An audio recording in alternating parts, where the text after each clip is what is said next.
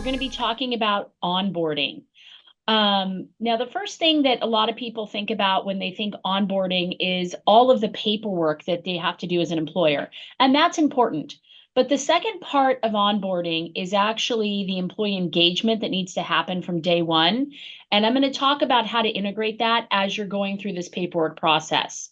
And some facts that I pulled for you that relate to this is a Gallup study that was recently done showed only 12% of employees thought their company did a good job of onboarding. And I think that a lot of things that came out of that study, if you read about it, is that employees fill out all these forms, they do all of these things, they're rushed, they're nervous, they're excited for this new job, and then they're just kind of thrown into the mix. And they're not really educated about the company's culture or how things are supposed to be done.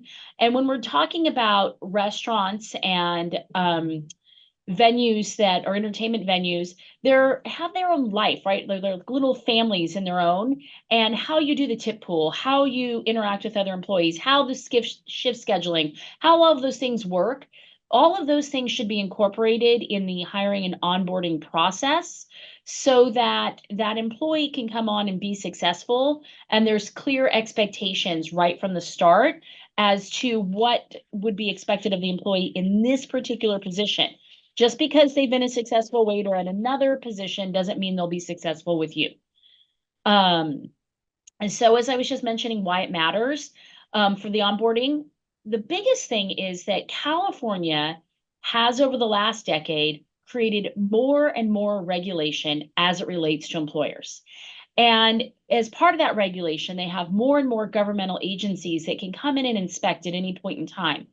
And when you don't have the proper paperwork in place, they then use that paperwork to make arguments that you're not compliant in other areas, even if you are. So it's very, very important that you have this paperwork in place. The second reason that onboarding matters is that it sets clear expectations up front about the company and your business and how you operate.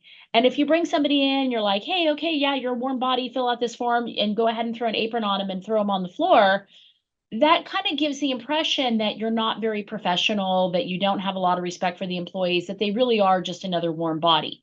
But by having a process, and it doesn't have to be a whole day, it could be like a concentrated hour with a checklist and clear discussion and communication. That's going to help ensure that there's a certain expectation on the part of the employee to be professional and treat this as a job.